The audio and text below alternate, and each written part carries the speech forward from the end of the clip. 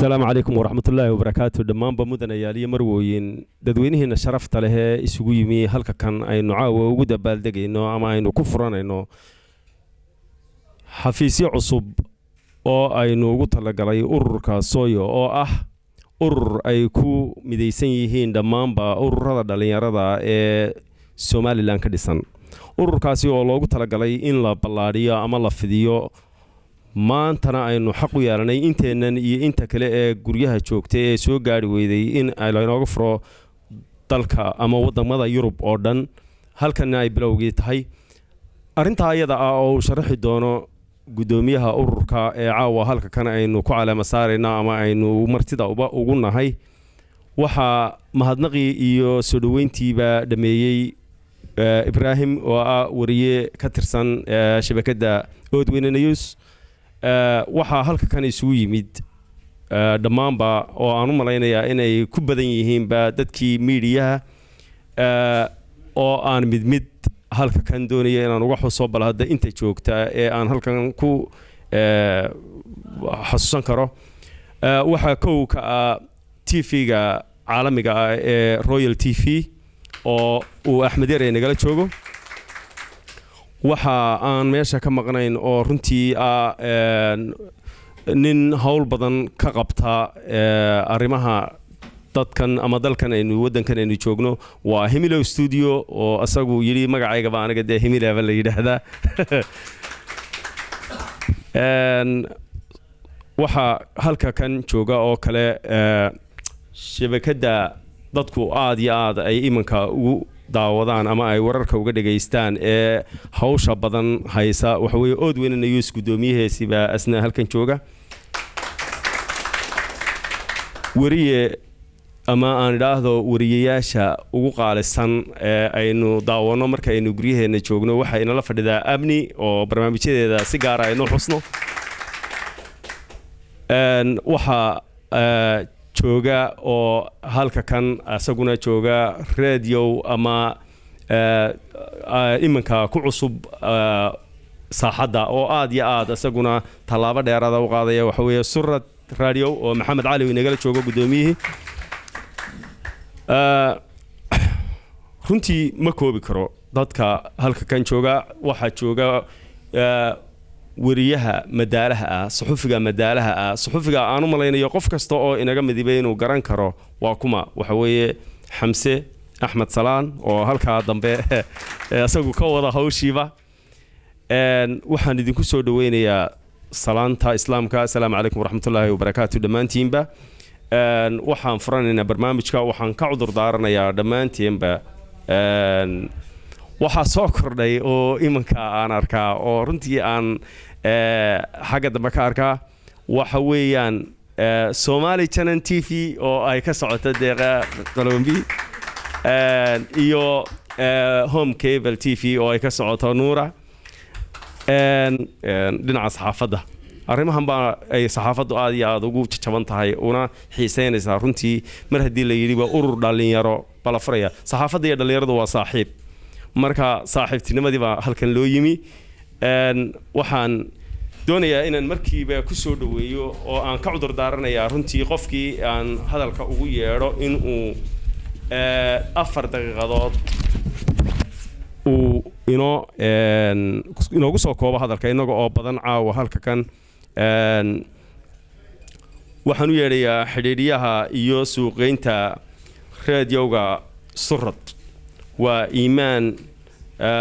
oo ah Iimaan Maxamed Ciise marka ku soo dhawow Iimaan kelmadaadii aad halka kan ka oranaysay bismillaahir rahmaanir rahiim kullay waxa fiican hadii marka shirarkan oo kale la furayo mala iska wanaagsan in lagu bilaabo bisinka Ilaahay oo nabiga Caleey salaatu salaam wuxuu wax kasta oo bisinka Ilaahay lagu bilaabin waxay noqdaan barkumataal marka waxaan leeyahay anigoo doorkaan qaadanaya in aynu had iyo jeer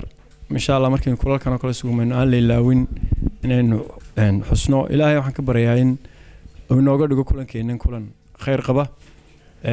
وانا ده انتي قرآن كنا وحوي فاتحة هذا الكلمة بيودياش ورجري ويدروا فاتحة الإسلام وكله هذه لا مني لأني يستمر لكنهم براروجينهم بان رنتي وحنرنتي هذا قوم هالنقيا لما خيارت شرفت لي عاو هالكن سقوتمي waxaan mahad gaar ah soo jeedinayaa dhalinyarada aad ka isugu xilqaama arimaha had iyo jeer dhalinyarada inay horumariyaan oo caawiyo noo yeedho in martuunahay oo Soonyo runtii Soonyo Carabta waxa tirada markay qof soo qaadaan amaanta Carabta jeceshahay aad bay marka dadka waa maanaan markay qof soo qaadaan bay yiraahdaan yaa akhi huwa qaniin aan taariif macnaa uma baahna in la sheego bay macnaa uga jeedaan oo halka ugu dambeysay ay qofka ka xayeysiinayaan marka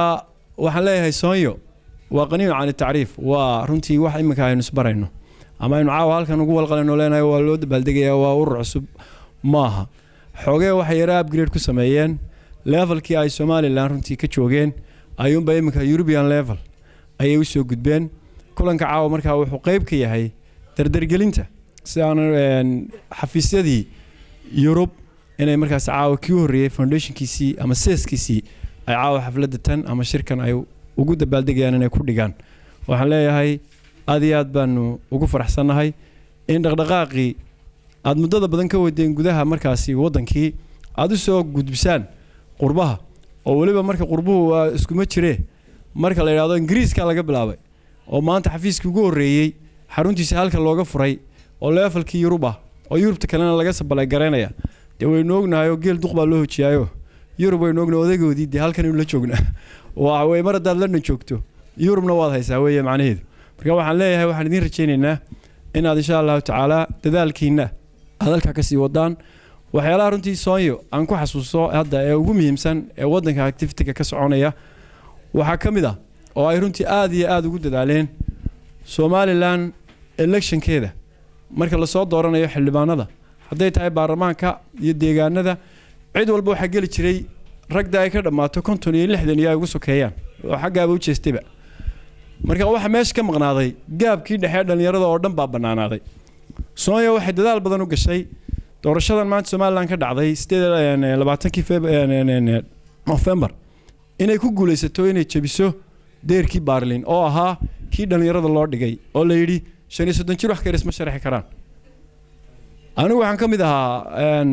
2002gii dadkii soo sharaxay golayaasha deegaanka tantii ka horeysay waan xasuustaa runtii 35 jir baa bariga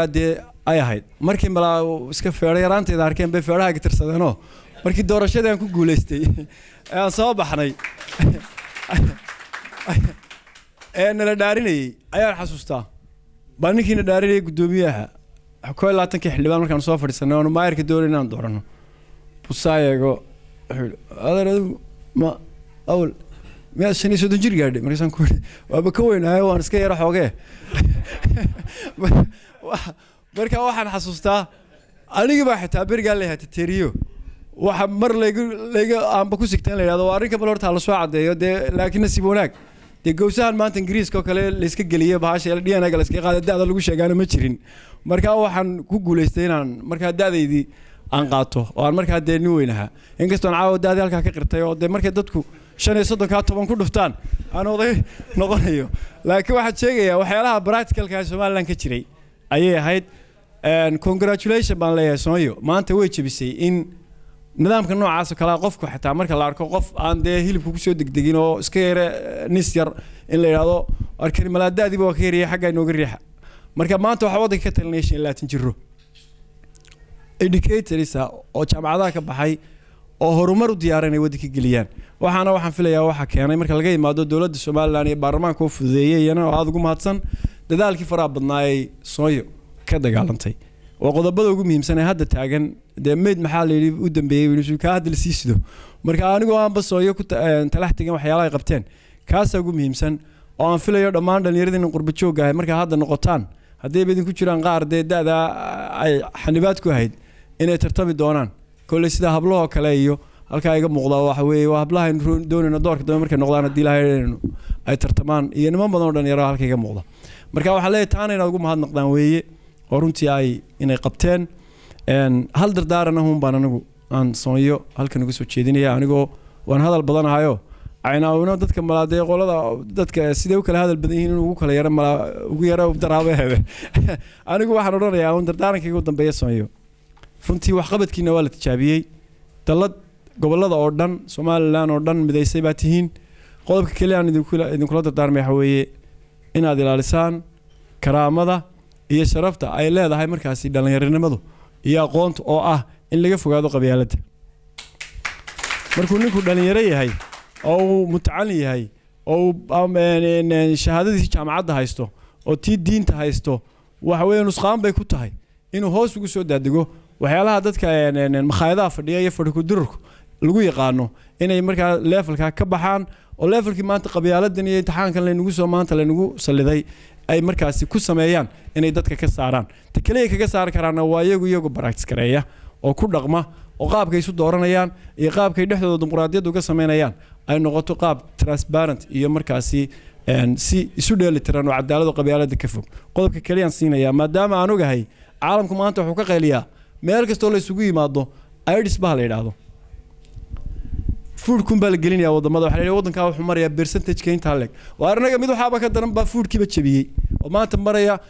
100% maraya oo ah qabyaalad oo AIDS ka xuno ka xun daacunka oo wax walba ka xun marka waxaan leeyahay iyagana aynu ku arrinka kala dadka ka wacyi geliyaan maadaama ay dhalinyarada yihiin aqoontiina leeyihiin dadkeena kalena waxaynu u baahannahay maanta xanuunka wadankeena ku soo cusboonaaday aad moodo maanta inuu aad u soo kacay anigu bariyo hore doorashadan kulay waxyaalaha deemka ma jeclin aan ka hadlo laakiin waxyaalaha imka muuqanaya waxay ku tusinaysaa inay xoogeen ugu soo yara nooleysay marka dhamaanteedba taaw inaynu meel uga soo wada jeedno mid kalena malacaynaawi markuu ii yeedhayay uu ku darayo title kale uu ii sameeyayo kaygii xildhibaannimadeedii doraato dhamaatay laga soo gudbay wuxuu igu daray mid ah in runtii aan surad raadiyoga la yiraahdo waan idinku bishaareynayo dhamaantiinba inuu dhawaan insha Allah taala aan hawada gelin doono una noqon doono raadiyo caalami ah oo si aanu hadda ku tijaabinay 3 casho hawada ku jiray Soomaaliland iyo Soomaaliya iyo Itoobiya iyo dhammaan Afrika iyo Iskaba iyo Djibouti walba laga dhageysto laga soo hambaliyay kaana waxaan idinku bishaareynayaa inuu fursadan ka faa'iideysanaya in aad nagala shaqeysaan maadaama halka dadka fadhiyaan ay dadka media u badan yihiin oo khibrad badan iyo aqoon badan aan ku tumeyno inaad albaabadooda waa idin furan yihiin idaacadda cusub iyo qaabka ay u shaqeyn doontana insha Allah taala inaad iyadana aad nagala shaqeyn doontaan anagoo ballan qaadayna wax kasta oo horumar u keenaya Soomaaliland iyo Soomaaliya iyo caalamka islaamka oo dhan annaguna aan wax fiican ku soo kordhin doono aan noqon doonin idaacad qabyaladeed oo reeraha iyo markaas qabaa'ilka laga caayo ama laga faaleeyo si aan anagu markaas isku wadno taana waxaan leeyahay insha Allah aan darweey weeye insha Allah waan soo wadnaa soonyana waxaan u ballan qaadaynaa insha Allah taala inaanu idaacadeeda wixii aanu kar karnay macaawina arrin barnaamijyadooda aanu kaga qayb qaadano iyo markaas cid kasta horumar wadaba runtii de raalinaga hada watan caynaanuna ka cudur daarto dadka hadalka badan waxaan waa loogu yara daraa aad iyo aad baad maasantihiin waxaan se u sheegayaa imaan in ay jirto cudurkii qabyaaladda in la heli doono insha Allah mar haddii kii AIDS-ka waa laga helay wadanka Soomaaliya marka kii qabyaaladana waa la helayaa dhakhtar Soomaaliyeed baa soo saaray cudurkii AIDS-ka oo ku guuleystay marka hadduu bandhigayaa oo adduunyada u bandhigayaa in maaragtay cudurkii dhirta Soomaaliya ku taala oo ka helay arrintaana oo bishaara waxaan doonayaa inaan u yeedho imankana oo aan hadalka u soo dedejinayaa wariyaheena oo ah wariye arrintan aynu imanka hadal ahayn ee dhalinyarada iyo arrimaha bulshada aad iyo aad ugu taxalluqsan barnaamijyadeeda oo dhani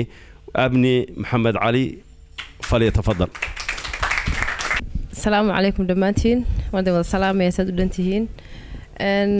runtii aad baan ugu faraxsanahay anaawi aad baad u mahadsantahay haddii anagu aan ka hadlo wax yar dhinaca dhalinyarada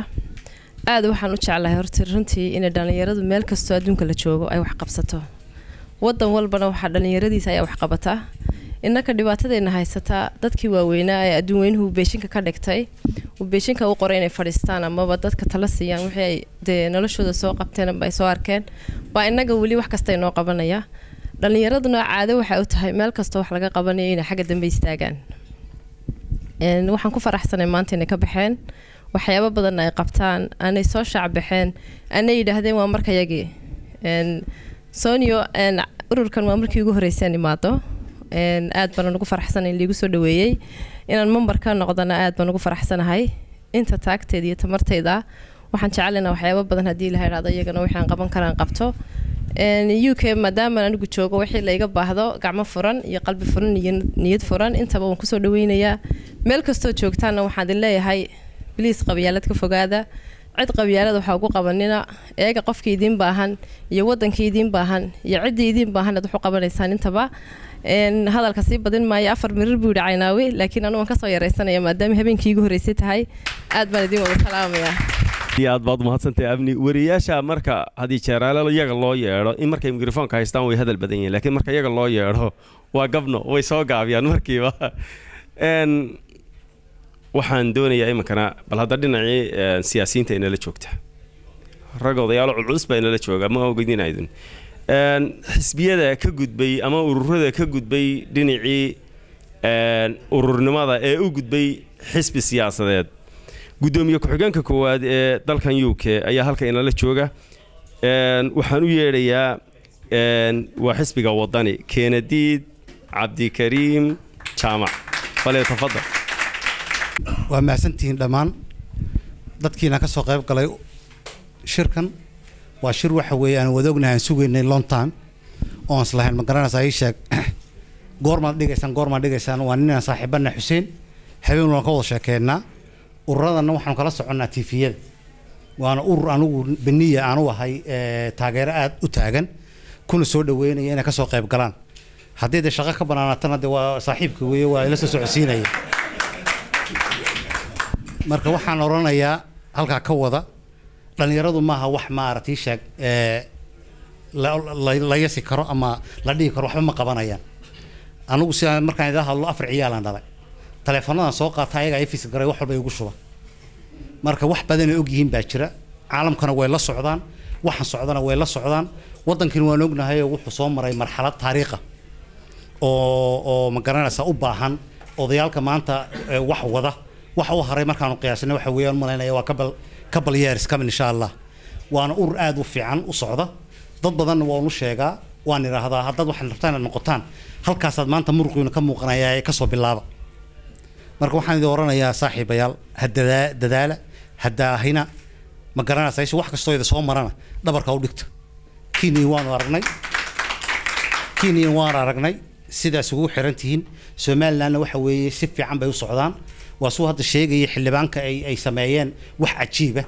oo de mar la hor dhigay meeshan adduunkana waa arato jilaafa la isku dhigaya nidaamku celiya jiro waxaan xasuustaa bargii campaign-ku ka socday Soomaaliland oo Allah u naxariistay madaxweynihii cigaal sheeko yar oo keenay daaqada ka wada baxeen madaxdii wala yiro maxay cigaal maxaad ku soo daraysaa awoodan waxaan ku soo darayaa buu yiri horta nimanka meesha jooga reerahooda ma joogaan biyo Soomaaliland markaas aliya maya nimanka meesha jooga ay baasaboor Soomaaliland ma wataan kaas yiri maya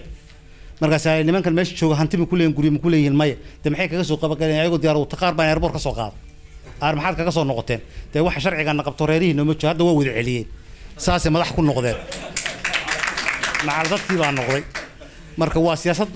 wax walba waa idin imaanaysa waxyaabo badan baa sugaya odayaalkan waaweyn oo maanta wadanka jooga sharaf bay keeneen way soo wadeen way hagaajiyeen way dadaaleen laakiin dadaalka runta maanta meesha wax ka kicin wadankan waa dadka xukuma waa daadeeda way iyo wixii ma garanaysaa idinkeeda la leeg markaad u fiirsataan barnaamijka ka soo bilow ilaa abtu ma garanaysaa ay sheeg maxay ninka dhaqaalaha sameeya waa wada rag waxa weeye aad idinkeeda la leeg waad ku shirtageysaan wadankiina waxa weeye wuxuu u baahan yahay inuu runta idin sheegaya qabyaalad baa ku degtay qabyaalad la yaabe maayo qabyaaladan waxa keenaya waa faqri caaw waxa weeye waan shaqeeyaa adna waad shaqeysaa hadalkayga duu ka kucudaayo waxa oranaysaa bal sugta telefoon la baxda oranaysaa waa ninku hadal badan oo iska dhaqaajinaysa laakiin dhulkii waxa jira mid waalan oo tirar ku socda la dhageysanaya maxaa keenaya waa baahida laakiin dhulkii baahi ma jirto sanad walba waa tagaa inaan yaroo kabaha casayaan la sheekaysto in dhacasale oo saaxiib aan wila soo hadlaa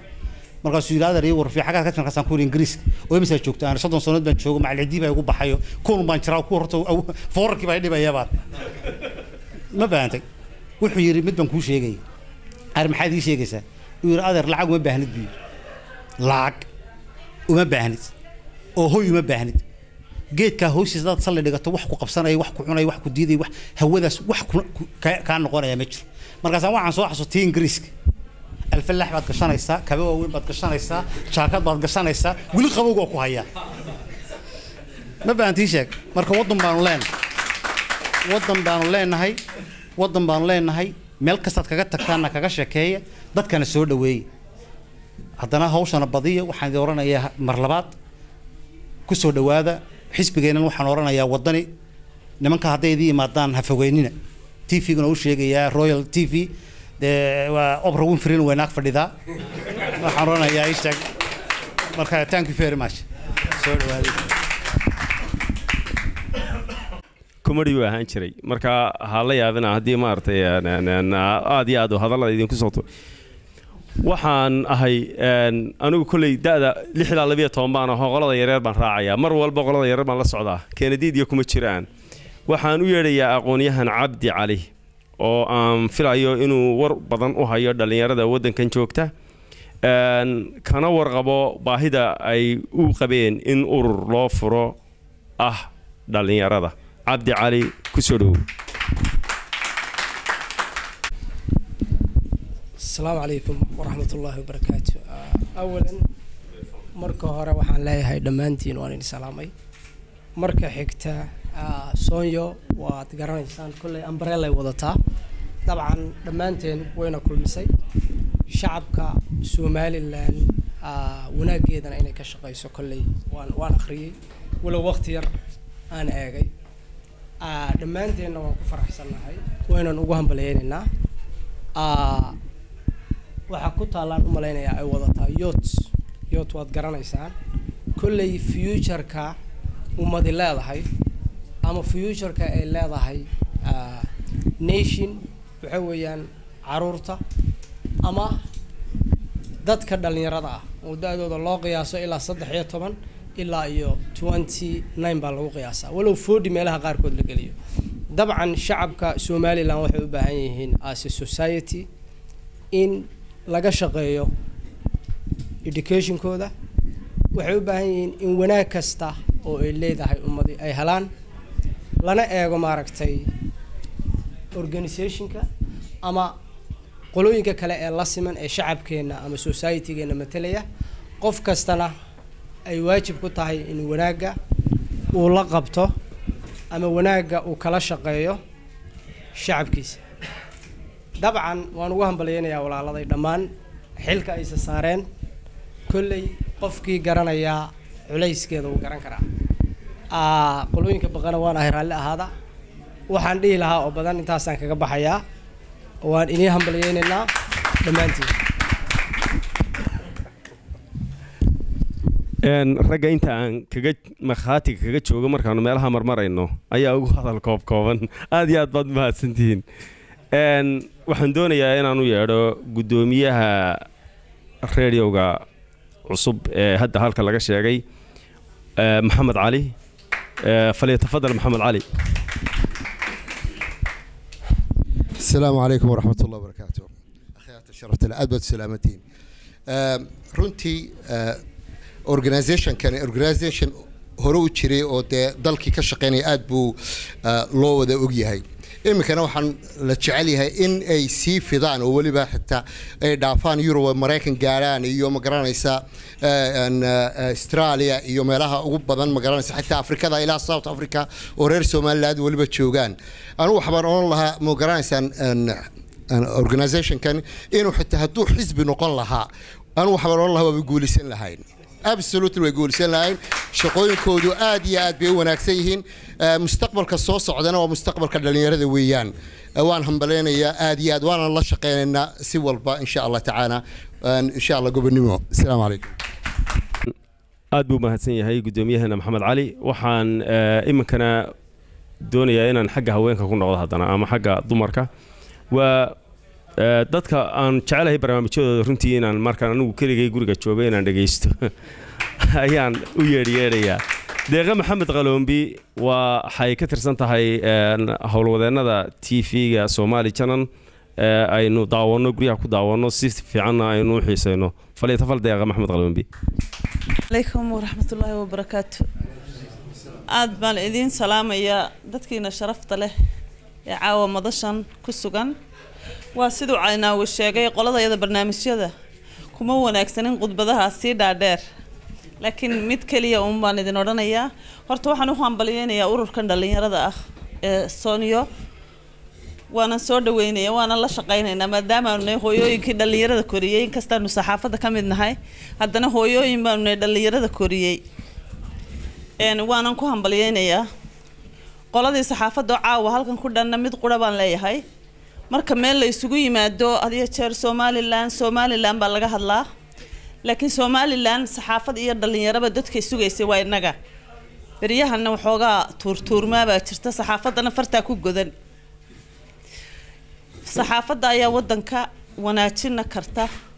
kharibina karta marka waxaan filayaa inaynu u soo jeesano maanta oo u midowno si aynu wadankeeni wax fiican uga sheegi lahayn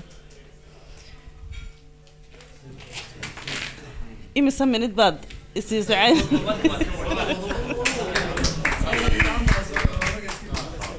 marka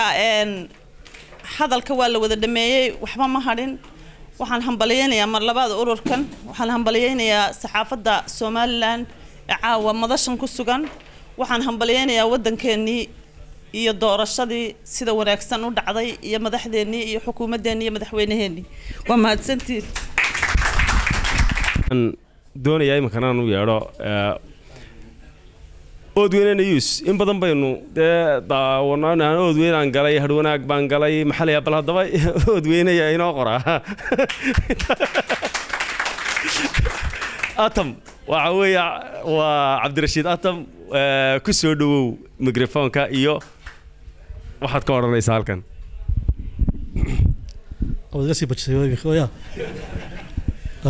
السلام عليكم دمانتين بقى بدي سلام يا ددوينا شرفت رميش سويمي رجية دمر بقى حرملين هذا البين ضميسين أو أن بينا كذا بلاوة أنا قرنين بقى مركا لأن يرى أصحابته حبنا كم إذا يقدمي كعينك أدبنا السلام يا هرتا أرنتن نصب بنيجي سويو إن يسوق بيان قارات يوروب يسوق غارسيا هرتا أدوق ماسين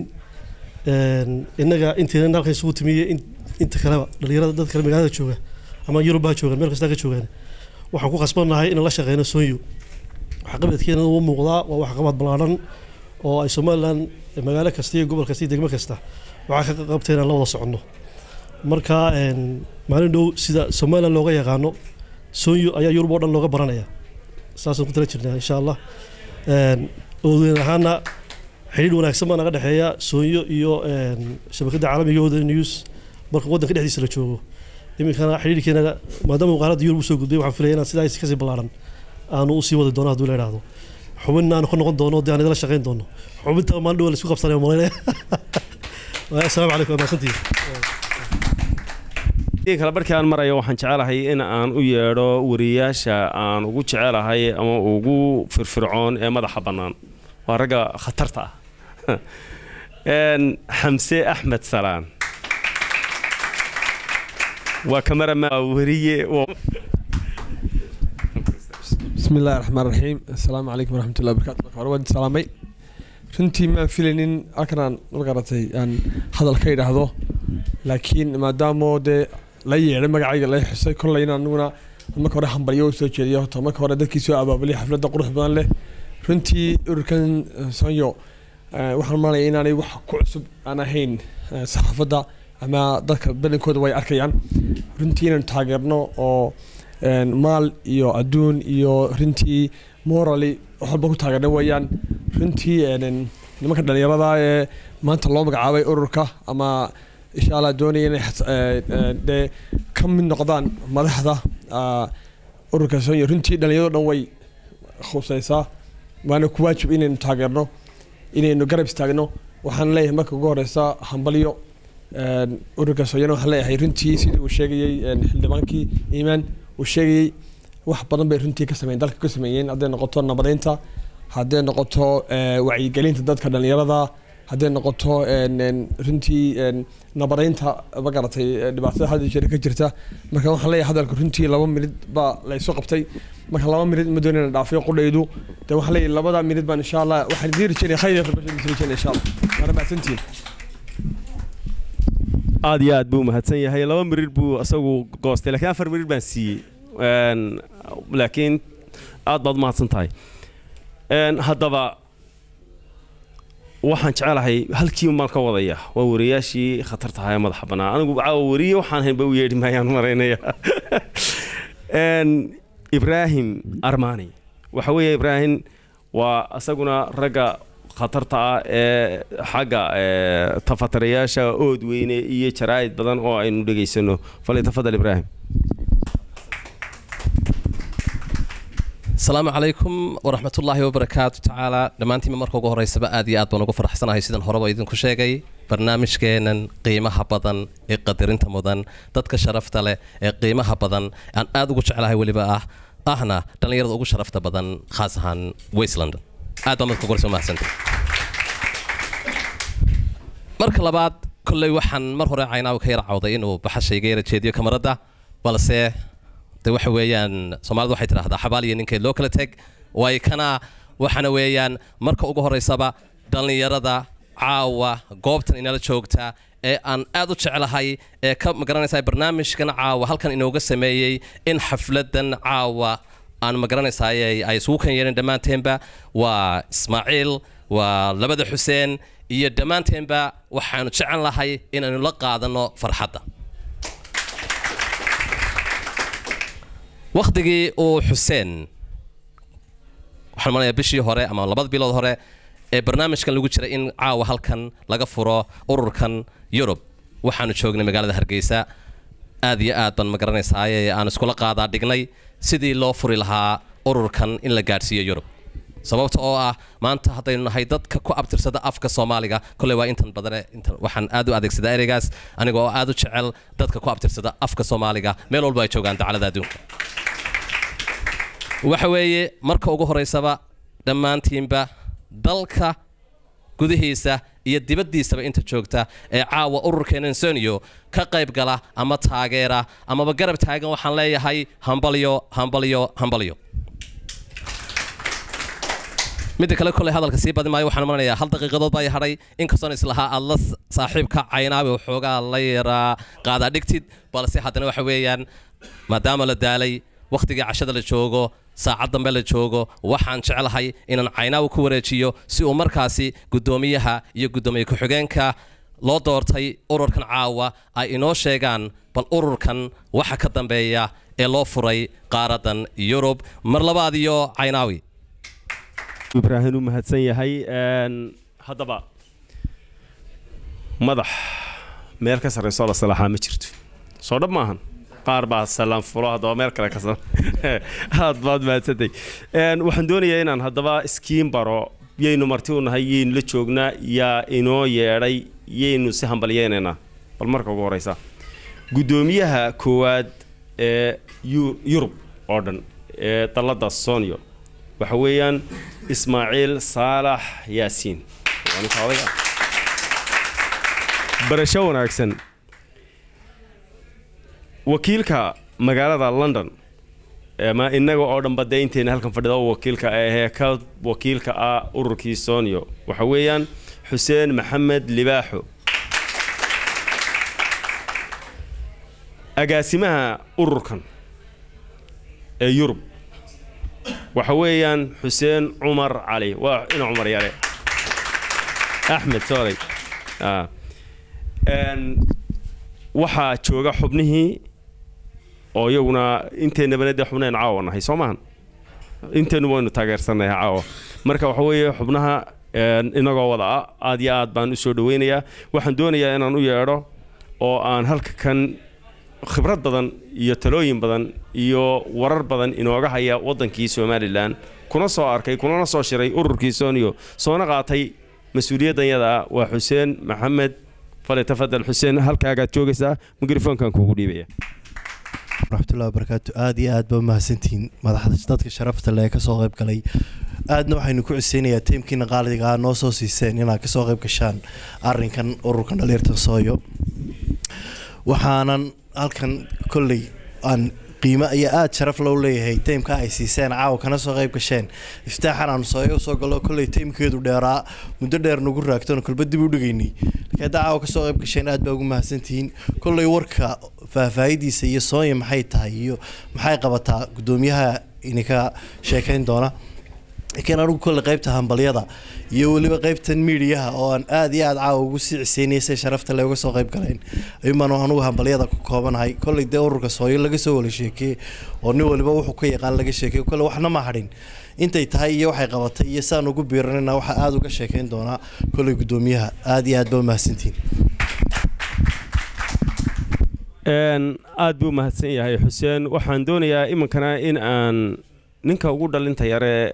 ururkan imanka inteena kan ku jira aniga iga sii yar waliba waa Xuseen Cumar Cali Xuseen ayaan Cumar Cabdi ayaan ku soo dhaweynayaa falay tafadal Xuseen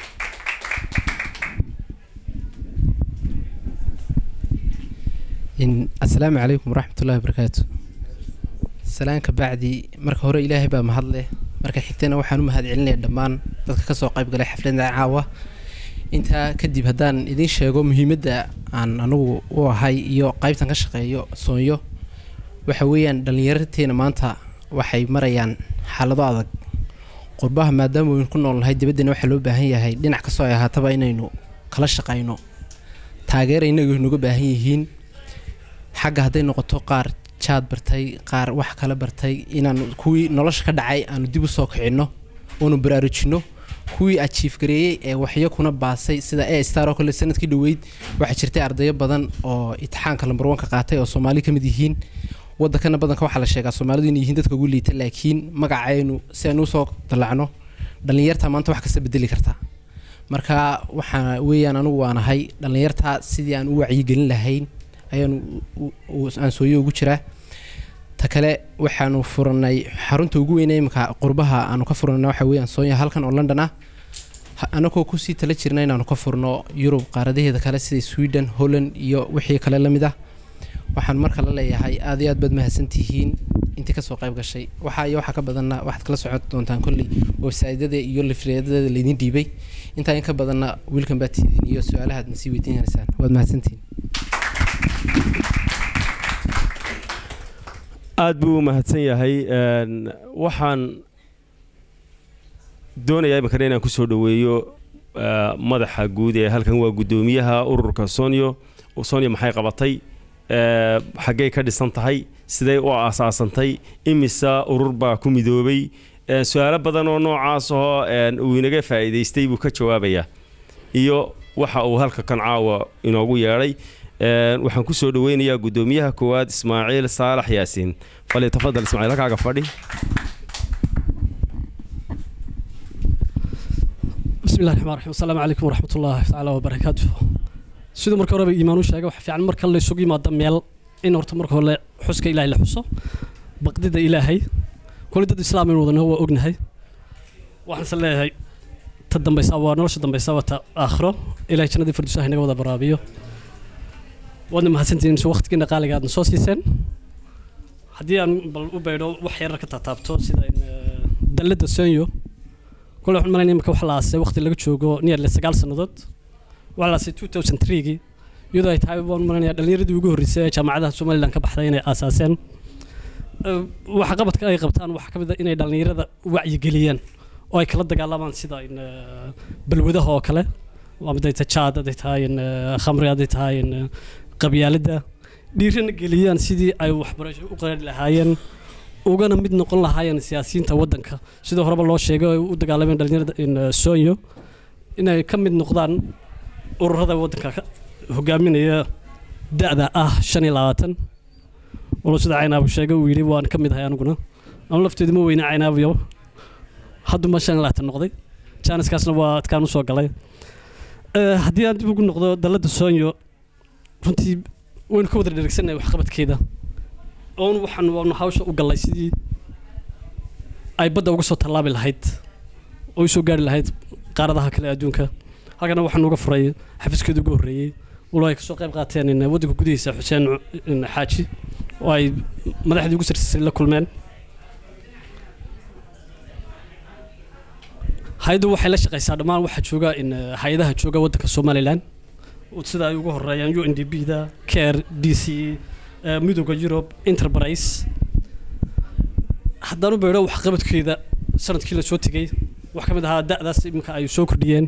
iminkana waxay doonayaan inay qabtaan dhismo weyn oo ay samaysteen oo laga siiyay magaalada Hargeysa sidii ay u dhisi lahaayeen isugu keeni lahaayeen in daladu intay ka kooban tahay haddana hadda ugu noqdo daladu waxay ka kooban tahay nearly 350 urur ama 450 urur kaayaga marka lagu daraan kullee waxay soo noqonaysaa 550 aniguna mid gooniya u nahay waxaan nahay charity ka diiwaan gashan waddanka Europe oo la yiraahdo Summer for Development oo halkan waddanka ka diiwaan gashan waddankiina wax ka qabta haddaan taad ugu noqdo isku xidhkan Summer for Development iyo Sonyo waxa markii horeysa ka qayb qaatay ninka la yiraahdo Yaasiin Cumar Cabdi yare oo isna reer London ahaana dhalinyarada ugu horeysay ee Somaliland geeyay in dhalinyarada sportiga in UK taayada kale anigu tan halkan ka sii sheego aan u gudbiyo waxa weeyaan wax qabadka aan la qabanayno maadaama nahay charity waddanka ka diiwaan gashan sidii aan dhalinyarada Somaliland joogta wacyigelinteeda looga qaadan lahaa qayb looga qayb qaadan lahaa dalkayga waxa weeye sidii aan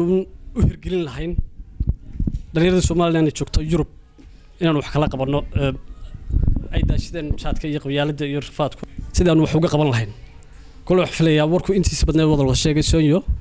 waa dalad weyn oo Somaliland oo wada kulmisay wax qabadkeedina kulay wax noqonaya wax ka aragtaan in lifladada aan iskeenay sida ay dadku wax ugu qabteen haday tahay waxbarasho haday tahay in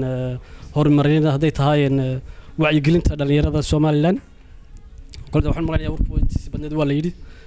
waxaan leenahay halkan waxaan maanta ugu soo gudubnay inaanu ka furo xafiiskiisa ugu horeeyay ee dalada Sonyo kadibna aanu sii gudbino sidoo sheegay Xuseen Cumar Cabdi qaaradaha kale ee Europe aanu sii gudbino aanu sii ballaarin lahayn dadaalkayga waan ku rajaynahay inaanu America iyo Yurub kale aanu sii gudbino Soomaalidu waxay taada far kaliya fool ma dhaqdo gacmo wada jir bay wax ku qabtaan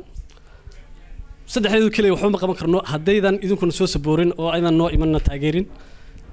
waqtigiina qaaliga noo soo hurin waxaan leeyahay markaa aanu mahad celinayaa marse sharafta qaaliga ee timi ay ka mid yihiin wariyaasha barnaamijyada TV-yada Himilo Studio waxaan leeyahay mar labaad iyo mar saddexaad baan idinku mahad celinayaa sidaad noo soo sharafteen Allah idin sharfo wassalaamu calaykum waraxmatullaahi tacaala wabarakaatu بسم الله الرحمن الرحيم أنيقوم باولي هالكي برنامج كسي وضع وحان دونيا إن أن كسو دويو ميكروفونكا deeq bixiye inoo bilaabay ama ugu horeeya deeq bixiyaasha ururka Sonyo siinaya hadiyado ay gudbiyaan oo iyaguna ay u gudbiyaan goboladii Somaliland gobollo kamid ah Maxamed Cali ayaan u yeedhayaa oo ah deeq bixiye asaga ayaana carabaabaya waxa uu bixinayo iyo hawsha sida ay tahay falay tafadal munaasabadaas aan ka faa'iideynaa insha Allah tacaala maadaama ay aan khayrka bilaabayno weenan magaranaysaa intii wax kari karta hadii la ka dhigo inay wax bixiyaan waxaan ka faa'iideynaa ururka Sonyo imika oo iyagu jihaadkoodu aad u badan yahay iyagoo ku mahadsan waxaan ka faa'iideynaa imika in ay noo gaarsiiyaan gobolka Sanaag gaar ahaan jaamacadda Ceergaabo iyo dhalinyaradeedaba qalab sportan imika ugu deeqi doono iyo kutub jaamacadeed oo ilaa 20 kartuun oo kutuba adigu ilaa 300 kiilo waad maasantiin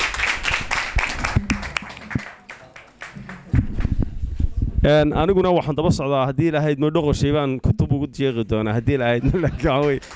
aad iyo aad baa mahadsantihiin barnaamijkeennii intaasaan ku soo xidhay waana dhameeyey waa mahadsantihiin